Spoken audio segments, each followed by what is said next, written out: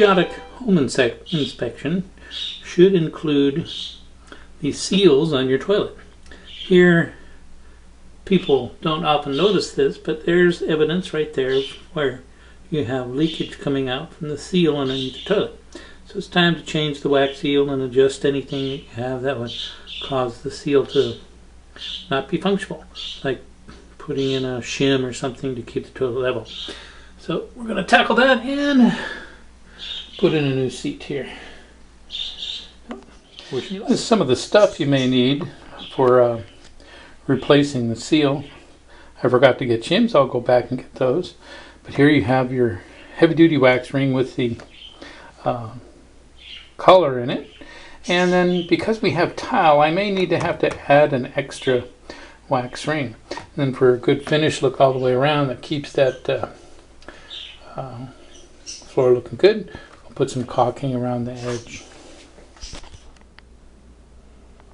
Now this is the toilet seat I decided to go with. You have to make sure you get the right seat. There's regular and long. Make sure you just inspect your toilet what shape it is. If it's more round, it's the regular. If it's oblong like an egg, you need the long toilet seat. This is the slightly fancier version with a prettier print on it. I'll show that when we get done. And you pay for what you get. This has a better finish than some of the $4.99 toilet seats that you can find in the plastic ones. So this one should last a good time. And the tools you'll need is a flathead screwdriver, an adjustable wrench, a spatula to scrape off the wax, a crescent wrench to undo the nuts on the toilet, and possibly a Phillips screwdriver as well. You'll need a shop vac to suck out all the water out of the toilet. You don't want that going on the customer's floor. You got to do the tank as well as the bowl. When we pull before you pull all that off, make sure you shut the valve off to the toilet underneath as well. Again, for you newbies, it's just buy a shop vac. You got to take out that filter that's in there, wet and dry. Your shop vac works better without the filter in place, and you don't want to have the water ruin the filter unless you have a wet or dry filter, and those are more expensive. Most people just have the standard filter it comes with, which is a dry only filter, so be sure to remove your filter from your shop vac first. And going back to here, you got to make sure you get all the water out of the tank and out of the bowl as well.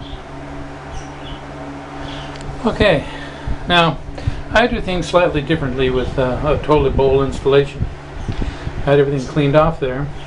As you can see on the mounting screws, I have bolted those in place before putting the bowl on. That's going to keep those mounting screws from spinning or coming undone ever. There'll be a nice firm fixed mount to the bowl. That's what I do there. Everything's all clean. That's just old markings, so I'm good to go. Okay, there we go. There's the finished product. And for those screws right there, use a power screwdriver. Use a low torque. You don't strip the threads. It's the fast way to do that. That's all on there. It's all done.